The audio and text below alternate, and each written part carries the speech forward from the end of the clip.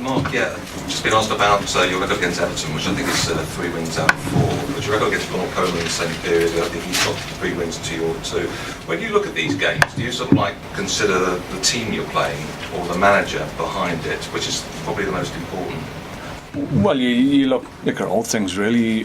Clearly, you look at the opposition and the likelihood of who you're going to be playing against and which players are going to be selected, because that obviously will shape your view on what they can produce. But clearly, managers impact on that, and their decisions decide who plays and what formations and whatever. So you have to throw it all in the mix and try and glean clues from what you've experienced going up against them in the past and in recent games, how they've set up against other opposition. So you're always looking for clues and little ideas that you think might help you and allow you to overcome the opposition you're up against. But clearly it's the team and the opposition and the quality of the players that will always test you. The managers will have an influence before the game and possibly during the game with substitutions at key moments in the game, so you can look for traits and trends in that regard. So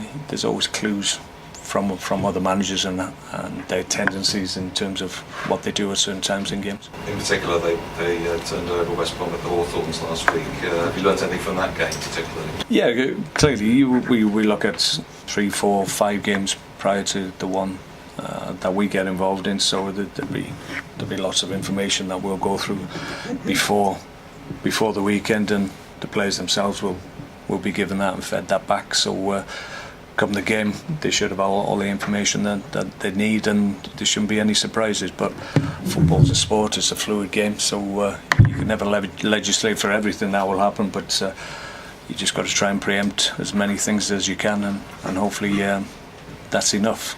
But like I said, sport is ever evolving, it's constantly changing, and that's why we love it. So you can't preempt everything. Jack will still be with the physios. He won't be involved this weekend. We don't need to push him too hard. There's an international break coming up. Shaq is one of those where we're hopeful that might be an option for us at the weekend. Hasn't trained this week, still feels a little bit of discomfort in the calf. It's only on one point where it's just a little bit sore, so that needs to go away before he can join in.